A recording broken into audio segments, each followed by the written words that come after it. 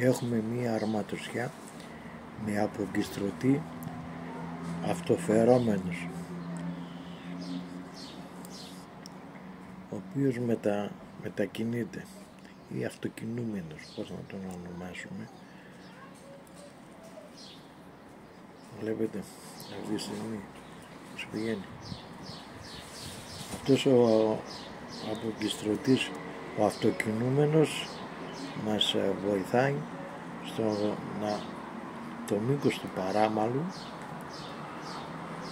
να βάζουμε ό,τι θέλουμε χωρίς να χρειάζεται να κόβουμε, γιατί με το αυτό κινούμενο απογκιστρωτή παίρνει τα κενά που αφήνει. Λοιπόν, θα βάλουμε τώρα και ένα αγκίστρι για να δούμε πώς γίνεται.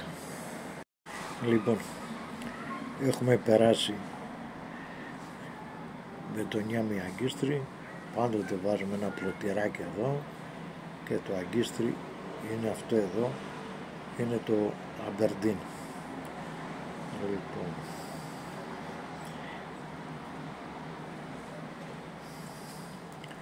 επειδή ο απογκιστρωτής είναι αυτοκινούμενος ή αυτοφερόμενος, τώρα τα αγκίστρι είναι εδώ, με το που τραβάμε μεταφέρεται, μετακινείται.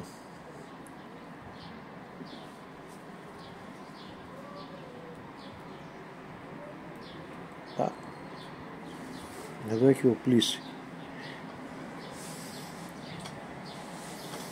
Αυτή είναι μία αρματοσιά με απελευθερωτή αγκιστρίου.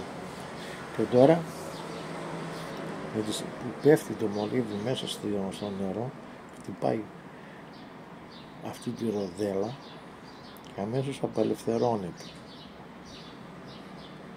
Τάκ, έχει φύγει.